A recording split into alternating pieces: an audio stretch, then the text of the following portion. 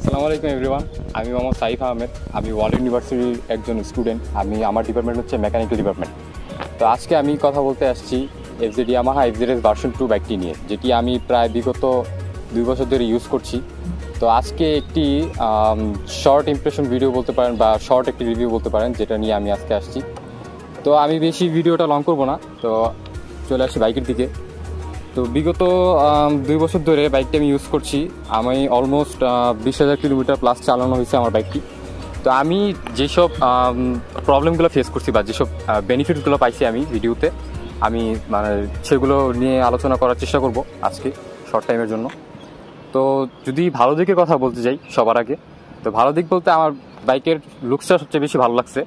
বাইকের লুকসটা একদম পারফেক্ট আমাদের এই বয়সের জন্য, এবং 2025 সালের জন্য লুকসটা এখনও পারফেক্ট আছে। তারপরে যদি আমি বলি এটার ব্রেকিং সিস্টেম, 2 নম্বরে ব্রেকিং সিস্টেম আমি রাখবো। ব্রেকিং সিস্টেম আমি বাইকের যথেষ্ট ভালো পেয়েছি।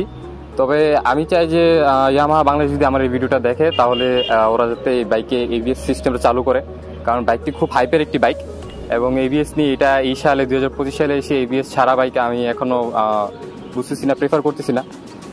তো 3 নাম্বার যে ভালো দিকটা লেগেছে এটার ফুয়েলিং সিস্টেমটা, মাইলেজ সিস্টেমটা, যে ইকো মোডের যে বাইকটা চলে,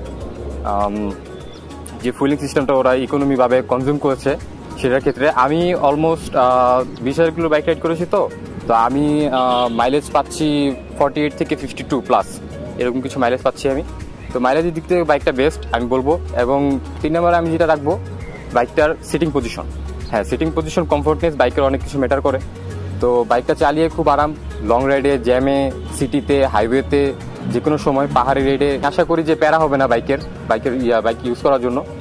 তো এখন ভালো দিক কিছু বললাম, তো এখন আসি বাইকের কিছু খারাপ দিকের ক্ষেত্রে। খারাপ দিক বলতে আমার লেগেছে বাইকের মিটারটা।